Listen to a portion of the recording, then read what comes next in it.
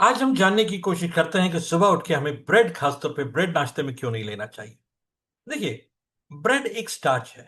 जैसे कि हम जानते हैं कि स्टार्च और शुगर दो ऐसी चीजें हैं जो हमारे खाते ही हमारे डाइजेशन के अंदर में ग्लूकोज में बदल जाता है।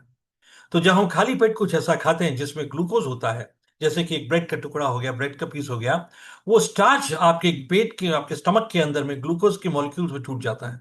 और उसके बाद वह बिना किसी रुकावट के फट से हमारे इंटेस्टाइन्स के अंदर में जाता है और ब्लड तक पहुंच जाता है। इससे हमें एक इंस्टेंट शुगर स्पाइक होता है।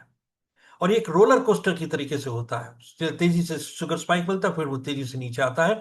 इसका रिजल्ट ये होता है कि बहुत तेजी से हमारे ब्लड के अंदर में ग्लूकोज की मात्रा बढ़ जाती है और उसका कंसंट्रेशन बढ़ जाता है। इससे स्पाइक्स आते हैं, ग्लूकोज स्पाइक्स आते हैं।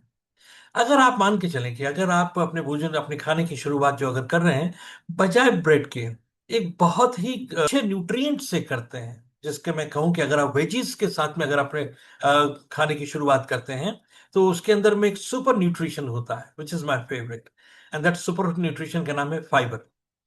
फाइबर से क्या होता है कि जब हम अपने फूड की शुरुआत फाइबर से करते हैं, अपने खाने की शुरुआत दिन की फाइबर से करते हैं, तो वो फाइबर हमारे इंटेस्टाइन्स के अंदर, हमारे डाइजेस्टिव ट्रैक के अंदर में जाके एक विस्कस सी एक मैश बना देता है, एक जाला सा बना देता है हमारी इंटेस्टाइन्स के ऊपर में।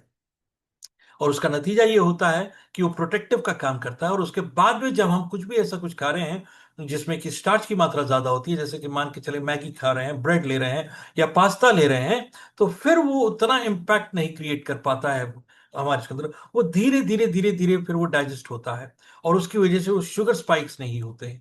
तो बड़ी ही सिंपल सा एक फिलॉसफी है कि साहब, जब भी आप कुछ ऐसा खा रहे हैं जिनसे कि आपको शुगर स्पाइक हो रही है, जिसमें कार्बोहाइड्रेट ज्यादा हो, ऐसी कोई चीज अगर आप खा रहे हैं, तो उसके खाने से पहले आप ऐसा कुछ जरूर शुरुआत करें जिसमें फाइबर की मात्रा ज्यादा हो। तो आप देखेंगे कि इवेंचुअली आपके शुगर स्पाइक कम होंगे और अपने आपने आधे से ज्यादा चैलेंजेस, हेल्थ चैलेंजेस को आपने वहीं पे सिक्योर कर लिया है ना। अमेजिंग।